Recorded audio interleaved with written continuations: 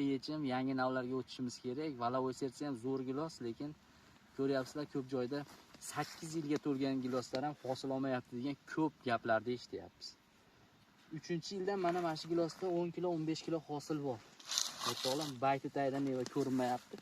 Bir tut zo'rni ko'rsatadi deganlarga mana har biri shunaqa hosil. Ko'rsatib qo'ysangiz yaqinroqdan. Kalibrlari ham joyida. Hozirda buni eksportda narxi 40 ming, 50 ming atrofida sotilyapti 1 kilogram gilos. Mana holat. Buning uchun ko'chatlarni biz ko'paytirganmiz.